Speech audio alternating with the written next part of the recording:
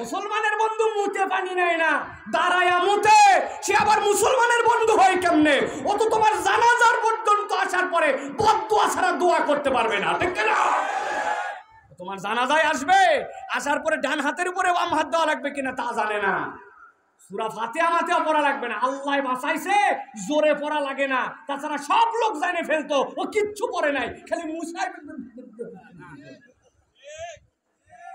জানাজার দোয়া জানে, জানে জানাজার দোয়া জানে না?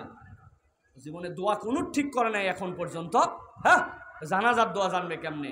আপনি কারে বন্ধু বানাচ্ছেন একটু ভেবেন। মুরব্বীরা আবার খুব চালাক, উনারা বড় গলায় বলে, বাবা দুনিয়াটা শেষ, ভালো মানুষ আর না, বলে না মুরব্বীরা?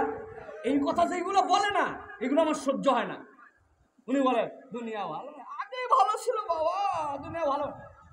আপনি ভালো হলে সমস্যা কোথায়? আপনি ভালো হলেই তো আপনাকে আমি পাইয়ে যাই। উনি নিজে ভালো হবে না, কিন্তু খালি ভালো মানুষ আর না, দুনিয়াটা শেষ হয়ে গেছে।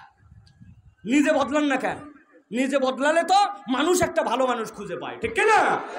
এটা ফাঁকিবাজ, শয়তান। ওই যে আল্লাহ রাব্বুল আলামিন বলেছেন ওয়াকানা শাইতানু লিল ইনসানি খাজুলা, ও মাথার মধ্যে বুদ্ধি দিয়ে রাখছে আগে ভালো ছিল এখন আর নাই, চলে না, সমাজে আর চলে না, এটা মুড নিয়ে চলতেছে কেন? এই জন্য আমি বলবো সবার আগে আমাকে ভালো হওয়ার চেষ্টা করতে হবে। মানুষের দোষ দেখে আমার লাভ কি? আমি ভালো হলে আরেকজন একটা ভালো মানুষ খুঁজে পাবে, ঠিক কিনা?